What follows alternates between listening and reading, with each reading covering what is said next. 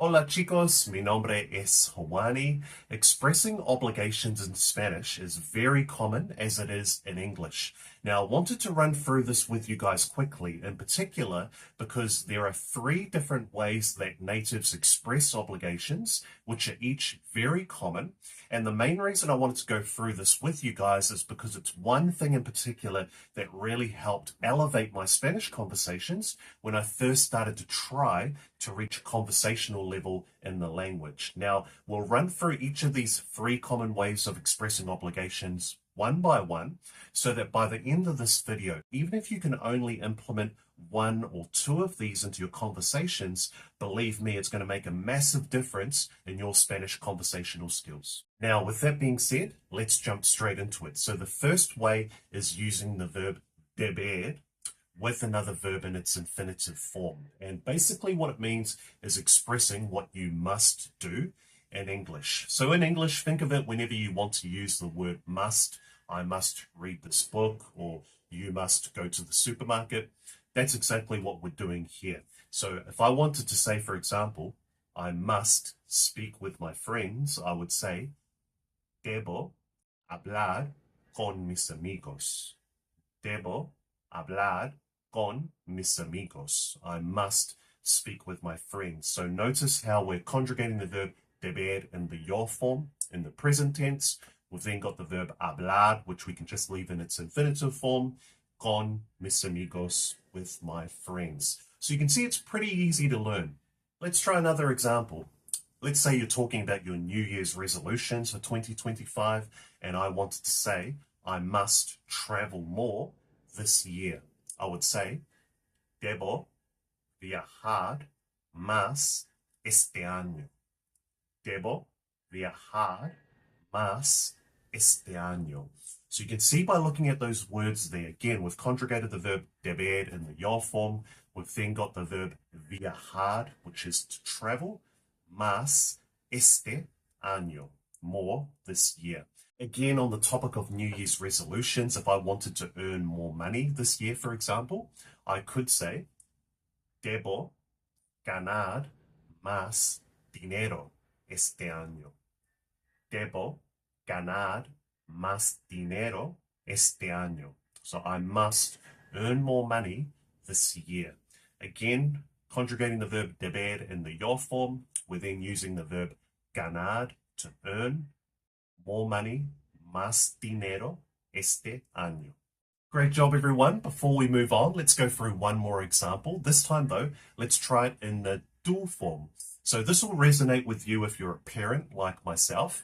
Sometimes I find myself saying things like, debes hacer tu tarea esta semana. Debes hacer tu tarea esta semana. You must do your homework this week. So you'll notice here how the formation is exactly the same grammatically, but we're just changing the conjugation of the verb deber in the do form instead, debes. Moving forward, the second way to express an obligation in Spanish, which again is very common, is of course using the verb tener que plus another verb in its infinitive form. Think of it like if you want to say, I have to do something, or you have to go somewhere, would express this in Spanish with this exact structure. For example, if I wanted to say, I have to visit my parents, I would say, tengo que visitar a mis padres. Tengo que visitar a mis padres. If we break it down, you'll notice we're conjugating the verb tener in the yo form. Yo tengo. We've then got que. So just remember, que always has to come after the verb tener when you're expressing an obligation in Spanish. Tengo que visitar, the verb to visit, a mis padres. Let's try another example. I have to study tonight. Tengo que estudiar esta noche. Tengo que estudiar esta noche. I have to study tonight. If we break it down, you'll see again we're conjugating the verb tener in the yo form in the present tense. Yo tengo que, I have to, estudiar, the verb to study, esta noche, tonight.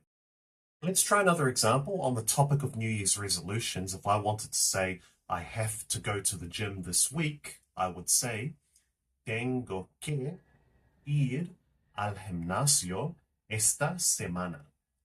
Tengo que ir al gimnasio esta semana. Let's try another example, but this time in the tú form. For example, if I wanted to say, you have to practice your Spanish with me, I would say, tienes que practicar tu español conmigo. Tienes que practicar tu español conmigo. Again, if we take a closer look, you'll see we're conjugating the verb tener in the tú form. Tú tienes que practicar, the verb to practice, tu español, your Spanish, conmigo, with me. Nice work, everyone. I really hope that's starting to make sense. Before we move forward, one thing I wanted to bring to your attention, because personally I found it really useful in combination with tener que, is this expression in Spanish, dejar de. Dejar de. So dejar de basically indicates that you want to stop doing something. For example, if I wanted to say I have to stop smoking, I would say tengo que dejar de fumar. Tengo que dejar de fumar. So you can see grammatically it's pretty simple because we've already conjugated the verb tener, so yo tengo, we don't have to, in this example, conjugate the verb dejar, which makes it really useful for beginners as you're starting to become conversational. So tengo que dejar de. Then we don't have to conjugate the verb after this expression, so we can just leave fumar in its infinitive form. So tengo que dejar de fumar. I have to stop smoking. So can you see how useful this expression can be? Let's try one more example. On the topic of New Year's resolutions, one thing I've told myself that I have to do this year is tengo que dejar de comer chocolate. Tengo que dejar de comer chocolate. So I have to stop eating chocolate. Again, grammatically, it's very simple. Tengo que, I have to, dejar de, stop, comer, eating chocolate. Before we move on to the third and final way that native speakers express obligations in Spanish, one thing I'd ask for is that if you are getting any value from these videos, remember, I'd really appreciate it if you could hit that like button, and if you haven't already, please consider subscribing. Moving on to the third and final one, using an obligation with haber, que, plus another verb in its infinitive form. So this is a very common way to express an obligation for native speakers in Spanish. However, there is a big difference. When you use haber, que, you're speaking in a more general sense. For example, in English, if I wanted to say you have to care for the planet, or you have to take care of the planet, notice how in this example, I'm not talking about you in particular, I'm speaking in a more general sense of term. For example, hay que consumir menos energía para cuidar el planeta. Hay que consumir menos energía para cuidar el planeta. So notice how in this example here, again, I'm talking in a more general sense of term. So when we want to do that in Spanish, we would use the verb haber que. And notice how in that example, I've conjugated the verb haber in the present indicative tense, and then after that, I've got que, and then I can just leave that verb after que in its infinitive form. So I hope my explanation made sense. If it didn't though, let's try another example. Hay que escuchar en clase con atención. Hay que escuchar en clase con atención. Again, so notice here how I'm talking in a more general sense of term, which is why I'm using the verb haber. Again, I've conjugated the verb haber in the present indicative tense. So hay que. Then we've got the verb escuchar in its infinitive form, en clase con atención.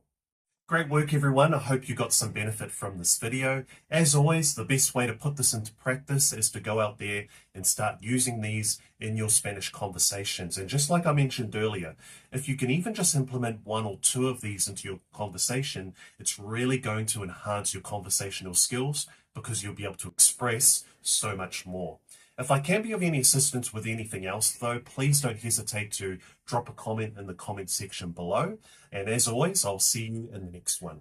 Hasta pronto.